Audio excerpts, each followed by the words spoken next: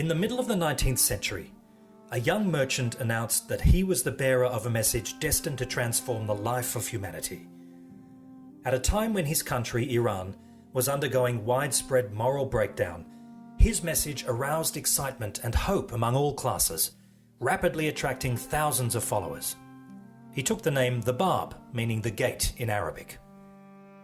Although a number of prominent Muslim clerics accepted the Bab, many others felt insecure and threatened by his growing influence, fearing their privilege and authority would be imperiled by the empowerment of the people.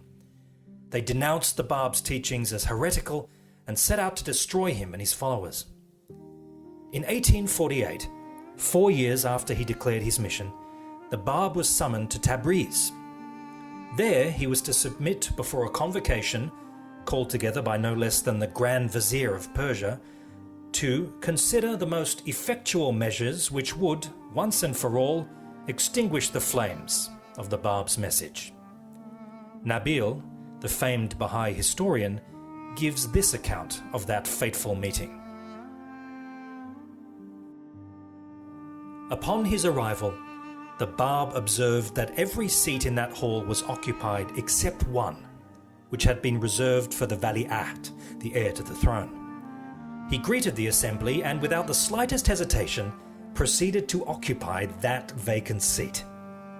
The majesty of his gait, the expression of overpowering confidence which sat upon his brow, above all the spirit of power which shone from his whole being, appeared to have for a moment crushed the soul out of the body of those whom he had greeted. A deep, a mysterious silence suddenly fell upon them.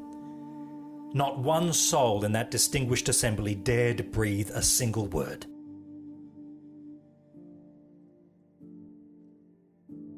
At last, the stillness which brooded over them was broken by the Nizam ul-Ulama, a high-ranking cleric. "Whom do you claim to be?" he asked the Bab.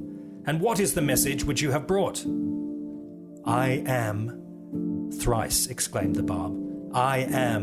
I am the promised one. I am the one whose name you have for 1,000 years invoked, at whose mention you have risen, whose advent you have longed to witness, and the hour of whose revelation you have prayed God to hasten.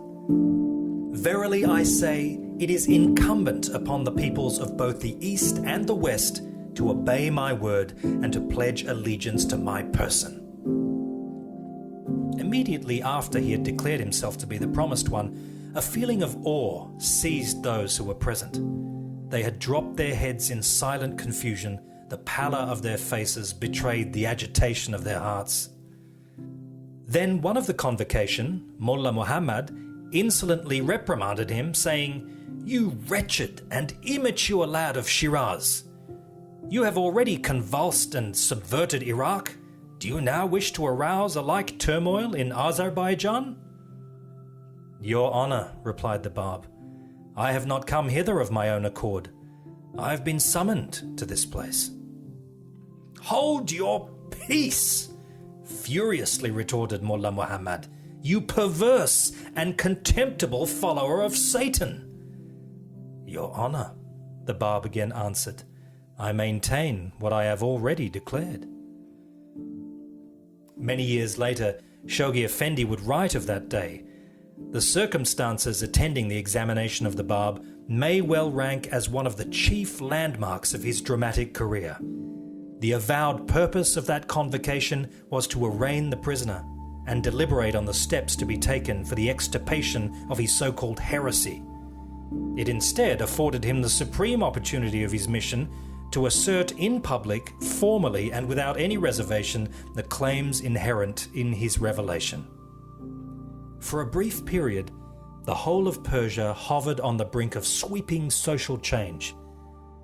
That such transformation did not come about was the result of the interventions of those religious and political leaders, such as came together in Tabriz.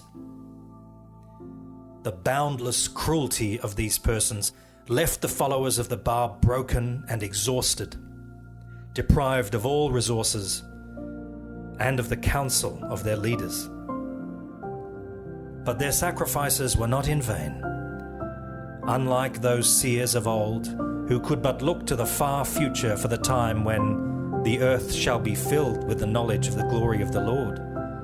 The Bab, by his very appearance, signified that the dawn of the day of God had at last arrived, setting the stage for an even greater revelation that was about to be released through Baha'u'llah.